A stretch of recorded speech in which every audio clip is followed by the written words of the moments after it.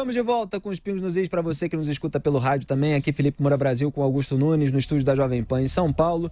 Lá de Brasília, José Maria Trindade. Já temos outro entrevistado na linha, produção? É isso aí? Então vamos só introduzir aqui a razão dessa entrevista, que ontem nós comentamos uma declaração do deputado Ricardo Barros, do PT, que é relator da Lei de Abuso de Autoridade na Câmara.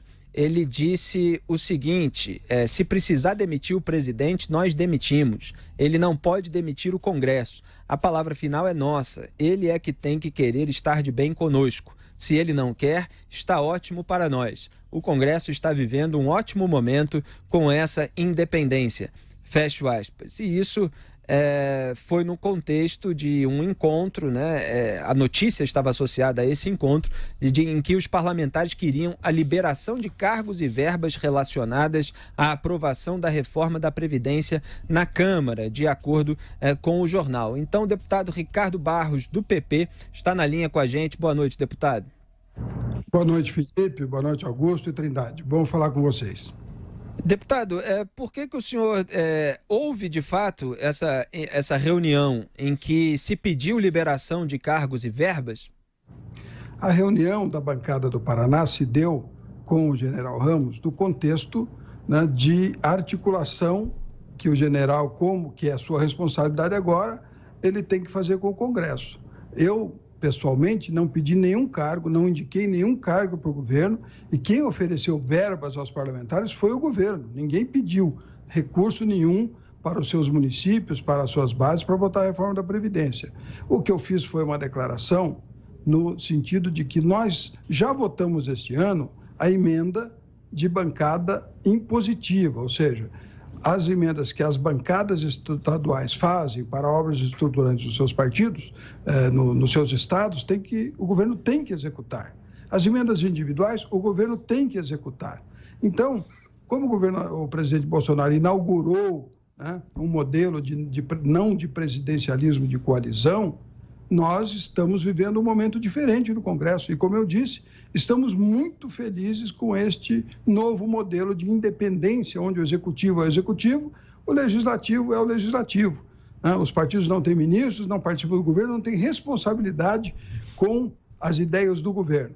Então, é um momento importante para o Brasil, é um novo momento, né, que está dentro do discurso que o presidente Bolsonaro se elegeu, mas eu não estou extorquindo ninguém, eu não pedi recursos, eu não indiquei pessoas, este foi até o contexto, e o general Ramos, entrevistado na mesma matéria que vocês leram, disse que a minha declaração não teve nenhuma intenção provocativa e que eu fiz apenas uma explanação sobre o presidencialismo de coalizão, que é o que de fato eu fiz. Então, eu entendo que o tal do like, né, do clique, põe lá uma manchete que chama atenção, ótimo, eu de fato falei, porque nós já demitimos 2 presidentes e temos a prerrogativa de fazer, não estou ameaçando, só estou constatando. Né? Mas quando há um crime de responsabilidade, né, deputado? Do Congresso fazer. Para haver impeachment é preciso haver um crime de responsabilidade, é preciso haver uma causa ali jurídica num processo jurídico-político. Quer dizer, a Dilma houve a fraudes fiscais, o Fernando Collor de Mello houve todo aquele escândalo que começou com o Fiat Elba. No caso do Jair Bolsonaro, não vai haver impeachment por causa de falta de liberação de cargos e verbas, né? Não, porque não é este o assunto e não é esse o tema. Você insiste em querer contextualizar equivocadamente. Não estou contextualizando equivocadamente, só estou dizendo que isso não é motivo para impeachment, é bom deixar claro. Vocês leiam o contexto da matéria, aí você faça a sua argumentação, você não quer vincular impeachment com não liberação de verbas e cargos, até porque eu disse claramente que o Congresso vive um excelente momento de independência, e independência pressupõe não ter cargos e nem verbas. Então, é importante que vocês entendam, né, que não podem fazer a versão que vocês querem de uma reunião em que vocês não estiveram. Eu estava lá, o general Ramos estava lá, as nossas declarações são coincidentes de que não houve este clima que se pretende criar, e não é este o nosso papel no Congresso Nacional. Nós estamos lá para votar aquilo que nós acreditamos e que a nossa base, nós somos a representação do povo brasileiro. A nossa base nos impõe. Eu não aceito essa vinculação de que o impeachment que eu citei está vinculado à liberação de cargos e verbas. Eu disse que é prerrogativa do Congresso afastar o presidente, como é prerrogativa do Congresso votar leis e derrubar vetos, como é prerrogativa do Congresso votar emendas constitucionais e promulgar emendas constitucionais. Então, nós temos a última palavra e isso é um direito constitucional do Parlamento. Certo, deputado. A gente está comentando ontem, né? A gente comentou aqui a notícia do jornal veio assim, e o senhor de fato deu uma declaração sobre demitir o presidente, que obviamente soou como uma possível ameaça, uma peitada no presidente para ele atender demandas do parlamento, seja quais forem. Não estou dizendo que ele se referia à questão de liberação de cargos e verbas, mas que o senhor colocou assim, se precisar demitir o presidente, nós demitimos. Ele não pode demitir o Congresso. Não, eu não aceito você dizer que eu estava extorquindo o presidente, não é esse o contexto. Não, eu não disse isso, deputado. Você está colocando palavras na minha boca. Eu estou dando aqui a oportunidade. É ótimo que o senhor esclareça qual é a sua posição, e esse programa está abrindo espaço para o senhor esclarecer a sua posição, e o senhor está esclarecendo aqui aos ouvintes e espectadores com a ajuda da equipe da JP de Maringá, a qual eu agradeço muito. Augusto Nunes. O senhor disse, ou então se o senhor não disse, o senhor pode negar agora. Não, eu disse. Não, que convém que o presidente precisa estar de bem com o Congresso. Exatamente. O que ele precisa fazer para estar de bem com o Congresso? Ele precisa governar bem. Uma eleição presidencial, e vocês sabem muito bem disso, é a economia. Se a economia vai bem, os governos são reeleitos. Se a economia não vai bem, os governos não são reeleitos. Não importa se são de esquerda, de direita, se são conservadores ou progressistas. Vocês viram as crises europeias, onde vários países mudaram de governo. Os que estavam na esquerda foram para a direita, os que estavam na direita foram para a esquerda. O Brexit está aí em discussão, nós temos problemas na Itália, que tinha uma coalizão de direita e agora tem uma coalizão de esquerda para governar, com o mesmo parlamento eleito. Portanto, essa questão é uma questão de resultado da postura do governo. Sim, mas se resolve na eleição, certo, deputado? General Ramos foi deputado, é a eleição que os parlamentares. É a eleição que se presta a resolver isso, certo? É o que o senhor está dizendo? É a eleição, claro. Então, por que a lembrança da possibilidade do impeachment? Porque é uma prerrogativa do parlamento. Eu falei uma frase completa. Eu disse, nós votamos as leis, o presidente veta, nós podemos derrubar o veto. Nós votamos a emenda constitucional e promulgamos a emenda constitucional sem o executivo. E nós temos a prerrogativa de afastar o presidente. E a nossa é sempre a última palavra. Esse foi o contexto que eu disse, não foi especificamente em relação à questão do impeachment, foi na prerrogativa constitucional que o Congresso tem. Então, meus amigos, eu estou colocando isso aqui, e isso já está escrito na matéria também. Tem a declaração do general Ramos, tem a minha declaração, que o Congresso está muito bem nesse momento de independência. E se eu estou dizendo que está bem no momento de independência, obviamente, eu não quero me vincular ao governo e não quero ter cargos e nem quero negociar verbas, eu quero ter a liberdade de votar. Então, pode ser que outros parlamentares estejam buscando o entendimento com o governo, mas não é a minha postura e não pode ser colocado de que eu estava vinculando o impeachment à liberação de cargos e verbas. Isso nunca existiu e qualquer pessoa que estava na reunião vai poder assegurar isso. Agora, deputado, o senhor disse que o Congresso vive um bom momento. Nas pesquisas mostram que a imagem do Congresso não é boa com o povo brasileiro. Então, se está vivendo um bom momento, por que a credibilidade do Congresso não corresponde a isso? Olha, vamos ao contexto. O Congresso tem a sua imagem crescente, você sabe disso. A aprovação do Congresso está crescendo. Nós votamos a reforma da Previdência, nós vamos votar a reforma tributária, nós votamos o abuso de autoridade, vamos votar o pacote anticrime.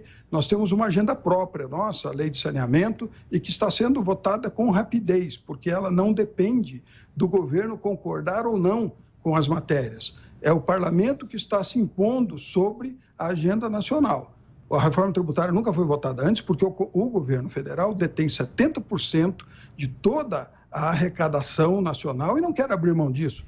Então, por mais que foram feitos bons relatórios pelo Mussa Demes, pelo Sandro Mabel, pelo Raul, nunca se foi a voto, porque o governo federal, que tinha articulação com o Congresso, presidencialismo de coalizão, não tinha interesse. Agora vamos votar a reforma tributária. E vamos votar justamente porque o governo está desarticulado com o Congresso e os nossos eleitores querem a reforma tributária. Então, é esta liberdade que nos interessa. E o Congresso está melhorando, sim, a sua avaliação.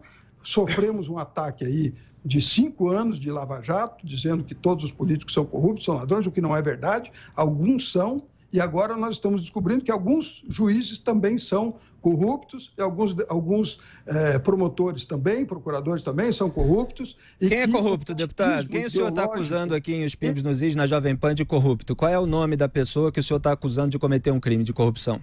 Juízes. Estou dizendo que há juízes. Não, quem é o juiz, deputado? Acusação genérica não dá, né, deputado? Não, desculpa, você está me dizendo que não tem nenhum juiz e nenhum promotor condenado? Não, eu estou perguntando quem o senhor considera corrupto, já que o senhor está fazendo uma acusação, a acusação não pode ser genérica, né? Olha, eu estou dizendo que existem juízes corruptos, que existem promotores corruptos. Onde? Na Lava Jato? Também, tem médico, tem tudo. E tem jornalistas marrons também. Eu estou dizendo que esse é o contexto do Brasil, do que nós vivemos. Agora, nós, políticos, ficamos sofrendo um ataque muito intenso da Operação Lava Jato, com os seus argumentos e as suas razões. A primeira sentença já foi anulada, muitas outras serão. Nem tudo que foi feito lá foi feito dentro da lei, como já disse o Augusto Aras, o novo Procurador-Geral da República, que disse que a Lava Jato fez um grande trabalho, e eu reconheço, fez um bom trabalho de combate à corrupção, que todos nós reconhecemos, mas devia ter agido dentro da lei. Né? O senhor acha que existe algum inocente preso, deputado? Mas existe algum inocente preso pela Lava Jato? E vamos chegar lá. Hein, deputado, existe algum inocente preso pela Lava Jato? Já tivemos, sim, um ex-diretor da OAS que ficou preso 1 ano, depois foi inocentado, né? E temos outros casos de pessoas que não necessariamente pela Lava Jato, porque nós não estamos discutindo aqui a Operação Lava Jato. Nós estamos discutindo o Judiciário, o Executivo, o Legislativo e o cidadão brasileiro de um modo geral. Né? Recentemente, teve uma pessoa que ficou 5 anos preso, foi solta, matéria do Fantástico, teve outra que a irmã foi presa no lugar da outra irmã. Os erros do judiciário são comuns, corriqueiros. Né? Não se pode querer cegamente defender uma categoria que, como se lá nenhum problema existisse. Existem sim, mas é uma corporação muito forte, põe tudo para baixo do tapete. O Conselho Nacional de Justiça é mais correto, pune mais. O Conselho Nacional do Ministério Público é mais corporativo e praticamente arquiva tudo. José Maria Trindade de Brasília tem uma pergunta para o senhor, deputado. Diga, Zé. Deputado, eu já conversei algumas vezes com o senhor sobre a situação atual do Congresso. A impressão que eu tenho é que o Congresso tradicionalmente brigou por mais poderes, por mais atitude, e o Congresso sempre foi muito oprimido ali pela força do Palácio. Aí chega o presidente Jair Bolsonaro e dá a liberdade total do Congresso, não nomeando ministros de partidos políticos e não aceitando troca-troca. De certa forma, foi uma liberdade para o Congresso Nacional agir da maneira que quisesse. Isso provocou uma dificuldade muito grande. A gente nota lá, nós já falamos exatamente sobre essa dificuldade de se militar politicamente. E agora, eu tenho a impressão de que é como aquela história do cachorro que corre atrás do carro, latindo, quando o carro para, ele não sabe o que fazer.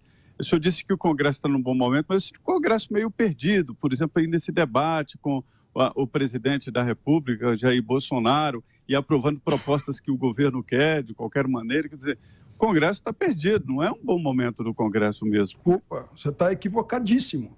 O Congresso vive o seu melhor momento. Nunca votamos matérias com tanta velocidade, nunca atuamos de forma tão precisa. Isso é verdade, a gente viu a lei de abuso de autoridade ser aprovada rapidinho. Pois não? Não, só comentando que, de fato, a lei de abuso de autoridade foi aprovada rapidinho. Houve um requerimento de urgência, já botaram para votar ali, não foi depois da MP da Liberdade Econômica. Foi votada há 2 anos atrás pelo Senado. Sim, mas naquele dia foi tudo depressa. Aguardando votação, não chegou do Senado num dia, foi votado no outro, e foi votada com minha relatoria, mantido totalmente o texto do Senado. Agora, você me desculpa, está escrito lá na lei de abuso de autoridade que prender ou manter preso em desconformidade com a lei é abuso de autoridade. E foi vetado. Então, nós queremos, por acaso, algum cidadão quer ser preso se ele não fez nada contra a lei? Claro que não. Então, vocês me desculpem. Ali, o presidente Bolsonaro fez uma média com o Moro, com a turma das associações de juízes promotores, vetando algumas coisas, mas confiando que o Congresso ia derrubar, porque ele mesmo não tem essa convicção. O fato é que a lei de abuso de autoridade foi votada com absoluta transparência e, em maio, o presidente Rodrigo Maia, disse: após a votação da Previdência, votaremos a lei de abuso de autoridade. Só terminamos em agosto de votar e foi votada a lei de abuso de autoridade. E como votaremos o pacote anticrime, como votaremos a reforma da tributária e votaremos a mudança na lei da improbidade. Tudo isso para que fique mais transparente, mais claro, qual é a regra do jogo no Brasil. E a regra do jogo no Brasil tem que ser a garantia dos direitos constitucionais dos cidadãos. A presunção da inocência, o direito ao justo processo legal. Esses direitos constitucionais estão sendo atropelados há muito tempo e que precisam ser resgatados para o cidadão.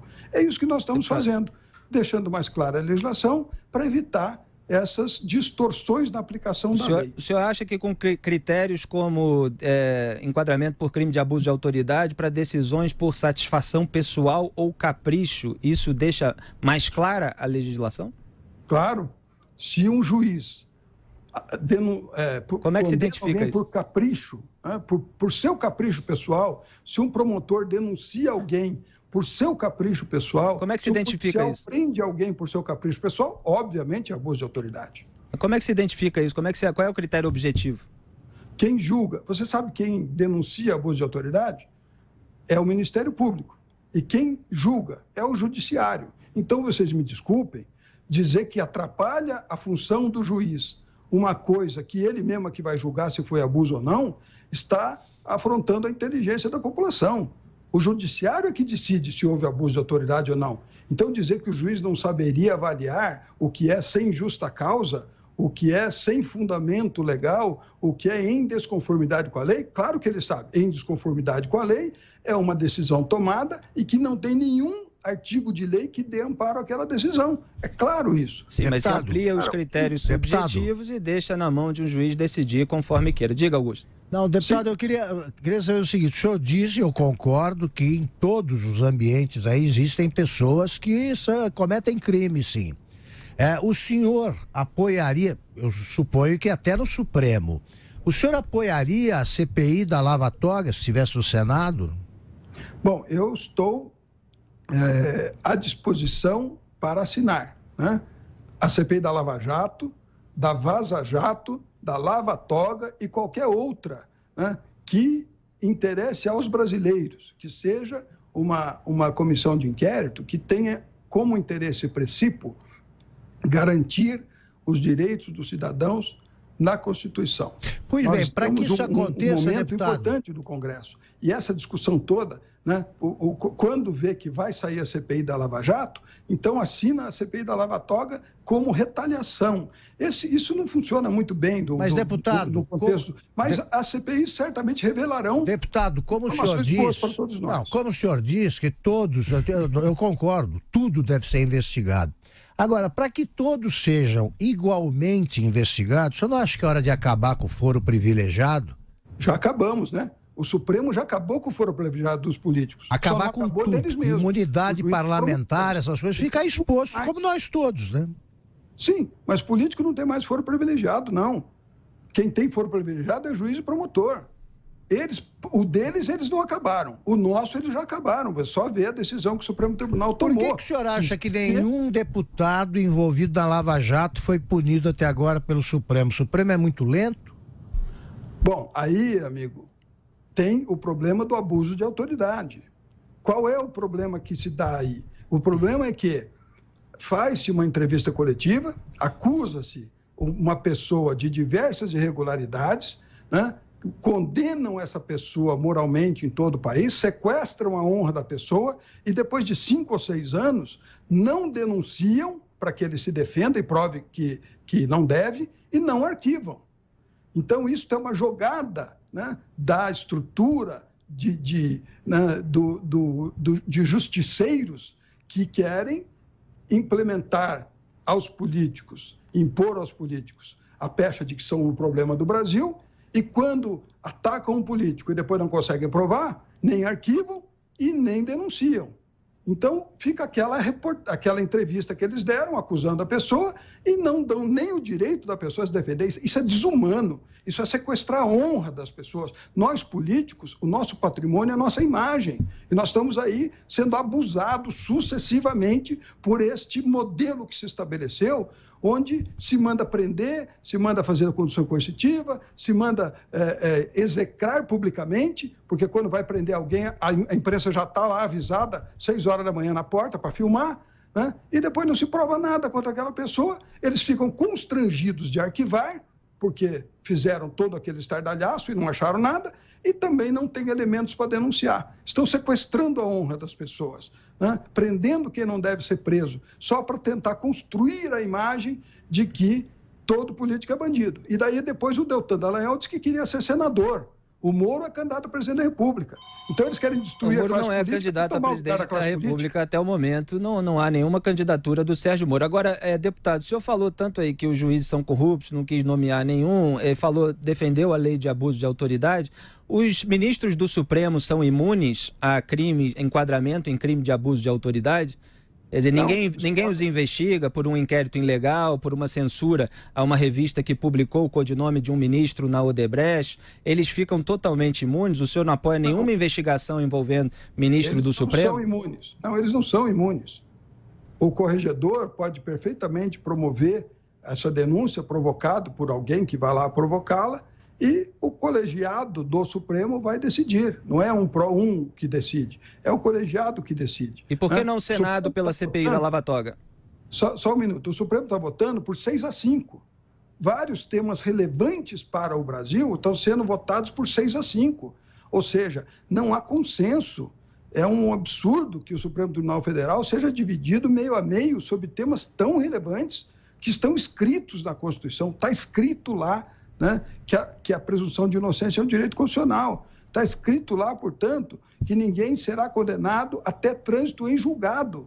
Mas aí eles resolvem entender que pode prender no meio do processo. Mas essa é a interpretação do senhor, deputado. Tem 5 ministros, pelo menos, que não pensam assim. A interpretação é do que não está escrito, ou do que está mal escrito. O senhor está agindo como se o senhor fosse jurista. Especialista em direito constitucional. A decisão que está valendo, só para deixar claro para os ouvintes, a decisão que está valendo é do plenário do STF de outubro de 2016 a favor da prisão em segunda instância. Se é disso que estamos tratando aqui, uma decisão que foi tomada por 6-5. Foi decidida no plenário e a maioria dos ministros que compunham o STF naquela ocasião decidiu pela prisão após condenação em segunda instância. Diga, deputado. Está escrito na Constituição, está escrito ao contrário na Constituição. Mas não vale a jurisprudência, deputado? Vale a jurisprudência, mas o Supremo, ele deve interpretar a Constituição naquilo que não está dito ou naquilo que está mal escrito. Mas não pode ler a Constituição ao contrário do que está escrito. Sim, mas ele decidiu. E o senhor está defendendo o descumprimento da decisão? Está defendendo a alteração da jurisprudência. Eu sou daqueles 5 que discordam. Estou junto com os 5 ministros do Supremo que discordam. Né, que acham que não, que está escrito na Constituição. Então, o senhor está em minoria, precisa respeitar. E quando for julgado novamente, que está sendo adiado sucessivamente, né, pode ser que o Supremo agora entenda por outra formação de membros que não, que a Constituição de fato fala. Mas até lá o senhor está em minoria e deve cumprir a decisão da maioria, concorda? Todos estão cumprindo a decisão da maioria, eu só estou discordando, é meu direito discordar. Ok, não estou reclamando, só estou dizendo que eu penso ao contrário. Deputado, eu preciso fazer um intervalo comercial, mas a gente vai permanecer ao vivo mais 3 minutinhos aqui no YouTube com o senhor. Queria tocar em mais um tema. Só queria saber, só para deixar claro para o público, o senhor então não assinou o requerimento de instalação da CPI da Lava Toga, né? Não, porque não me foi apresentado e está lá no Senado, isso que eu saiba. Eu não sou senador, sou deputado. Certo. Então o senhor não está atuando a favor disso? O senhor se posicionou contra? Não, os temas CPI da Lava Jato e CPI da Lava Toga estão... o da Lava Jato parece que é da Câmara e o da Lava Toga é do Senado. Jato. Sim, é só a questão de o senhor ser... Eu só queria deixar claro se o senhor é a favor ou contra a instalação da CPI da Lava Toga, que visa investigar o ministro Dias Toffoli, o seu inquérito sem objeto definido. O senhor é a favor ou contra? Eu sou a favor da CPI da Lava Jato, da Lava Toga e da Vaza Jato. Todas elas merecem oferecer à população uma opinião, um esclarecimento, e se elas, obviamente, forem conduzidas com o espírito público que deve nortear toda a ação do Congresso Nacional. Ok, obrigado, deputado. É só permaneça na linha, por favor, que a gente vai tocar em mais um tema aqui, mas eu preciso fazer um comercial. Para quem nos escuta pelo rádio. Pode soltar o break, Robson. Muito bem, para você que nos acompanha no YouTube, em jp.com.br/pinhos, continuamos aqui mais uns minutinhos só para concluir a entrevista com o deputado Ricardo Barros, do PP, relator da Lei de Abuso de Autoridade, que nos dá essa entrevista aqui em Os Pingos nos Is hoje. Zé Maria Trindade, eu quero ouvir você, mas eu só queria fazer uma última pergunta aqui para o deputado, só para esclarecer mesmo uma história que o senhor deu uma entrevista para a TV Câmara, logo após a aprovação da Lei de Abuso de Autoridade, falando num acordo que teria havido com o governo ou com o líder do governo para que o presidente Jair Bolsonaro vetasse apenas o item sobre o uso de algemas. Esse acordo aconteceu e o presidente acabou, como o senhor disse, jogando para a turma do Sérgio Moro, etc. Houve esse acordo e ele foi descumprido? Como é que é a sua posição? Não, eu fui relator, tivemos uma reunião de liderança interessados na matéria que seria votada. Deputado, só um minutinho, por favor. A gente está tendo um problema de som. Não está ouvindo o senhor.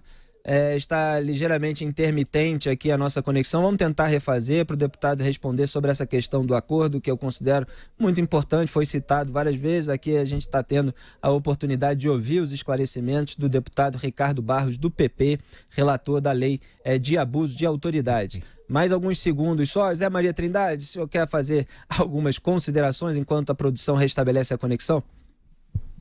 Sim. Olha, o deputado Ricardo Barros foi o relator desta lei que regulamenta o abuso de autoridade. Ele é um franco crítico mesmo a essa situação, essa relação do presidente Jair Bolsonaro com o Congresso Nacional, mas não é um deputado ligado ao Partido dos Trabalhadores ou à esquerda brasileira, é um liberal.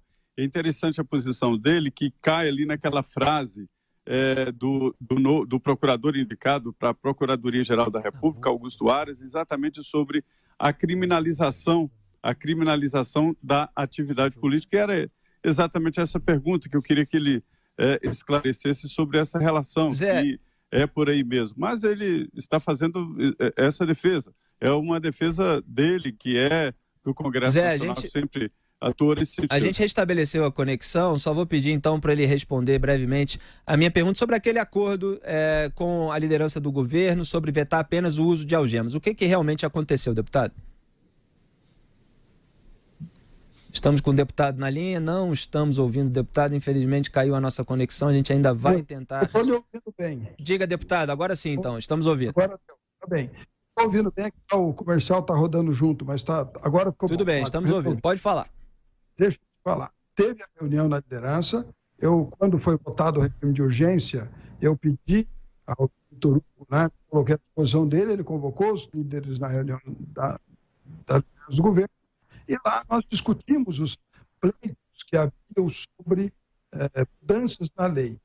Eu expliquei a ele que eu não faria alterações no texto, que o texto já estava votado no Senado, e nós queríamos mandar o texto à sanção, e que justificaria, então, os pedidos. Eles me apresentaram várias questões que eu expliquei porque não eram possíveis. No caso das algemas, nós concordamos que, se fosse vetado, não seria derrubado o veto, porque a súmula número 11 do Supremo Tribunal Federal já diz exatamente a mesma coisa que a lei diria, que não se pode algemar alguém que não ofereça risco de fuga ou risco à integridade sua ou policial. Então, é isso que foi decidido, e todos os vetos, além deste, não temos compromisso, nós, congressistas, de não derrubar.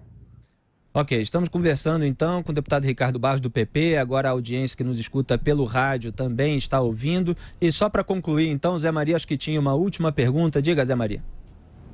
Eu queria saber, deputado, porque o procurador indicado para a Procuradoria-Geral da República, Augusto Aras, ele fala claramente ali na história de criminalização da política. Eu queria saber se o senhor concorda se está acontecendo essa criminalização. E, por outro lado, eu queria que o senhor mostrasse e falasse sobre as articulações sobre queda ou não dos vetos à lei que o senhor relatou. Bem, a primeira votação da queda dos vetos será no Senado. Portanto, a articulação está com... A Câmara é pacífico, Chegando na Câmara, serão derrubados. Mas o Senado criou seu movimento novo de senadores, que chegou até 32 assinaturas, o que é absolutamente insuficiente para garantir a manutenção dos vetos do presidente. A minha expectativa é que os vetos devam cair, na sua grande maioria, né? Até porque, acabei de citar anteriormente na matéria, são absurdos os vetos, né? Prender em desconformidade com a lei tem que ser abuso de autoridade. Denunciar sem justa causa tem que ser abuso de autoridade. Então, o Congresso vai dar a palavra final e eu tenho a expectativa de que vários vetos, a grande maioria dos vetos serão derrubados e a lei ficará naquele contexto que foi debatida lá no Senado, em audiências públicas, participou o Sérgio Moro, o Gilmar Mendes participaram todas as associações de juízes e promotores. Então, houve um debate lá quando foi votada no Senado. Quanto à criminalização da política, eu concordo em gênero, número e grau, né? Houve, sim, uma repetição do que aconteceu lá, inspiração, né? Inspiração confessa, inclusive, da Operação Mãos Limpas da Itália, e o processo está se repetindo exatamente como aconteceu na Itália, né? Quem conhece a história toda já sabe como é que vai terminar. Então, houve há também sim uma a criminalização da atividade política, o que é lamentável porque afasta as pessoas de bem da política. Deputado, duas coisas, honra, por favor. Quem tem honra, família ou patrimônio, não quer participar da vida pública. Deputado, houve também vários casos, tem as prisões aí plenamente justificadas para provar o que eu digo. Houve também, em vários casos, a politização do crime, né? O cara é criminoso e depois alega que por ser política que ele foi punido. Não é bem assim. Agora, o senhor acha que todos os vetos devem ser revogados? O senhor acha que fez um projeto perfeito, que não pode ser modificado? Eu acredito que no contexto do atual momento, né, a lei é muito apropriada. A lei de abuso de autoridade era de 1965, muito antiga, antes da Constituição, estava muito desatualizada para a nossa legislação. Poderão cair mais alguns vetos, eventualmente, que forem negociados para conquistar os votos para os vetos das questões que são mais relevantes. O que nós queremos é assim: todo brasileiro responda pelas suas ações, né? Hoje tem brasileiro que não responde por nada, faz o que quer, erra à vontade, causa dano, causa prejuízo, especialmente juízes promotores, e não podem ser onerados. E ministros do Supremo também. Principalmente ministros do Supremo. Principalmente ministros do Supremo, né, deputado? Olha, eu não sei por que está com essa preocupação com o ministro do Supremo. Eles são juízes. O Brasil está preocupado, não é minha, não. As regras do Conselho Nacional de Justiça da mesma maneira. Muito bem, conversamos com o deputado do PP, Ricardo Barros. Muito obrigado pela sua participação em Espinhos nos Is. O debate político, o debate público, às vezes é ácido, é assim mesmo, mas quem ganha é o ouvinte, quem ganha é o espectador, com todos os esclarecimentos, com todos os elementos e as argumentações, ele forma a sua opinião. Boa noite, bom trabalho, deputado. Muito obrigado, estou sempre à disposição de vocês.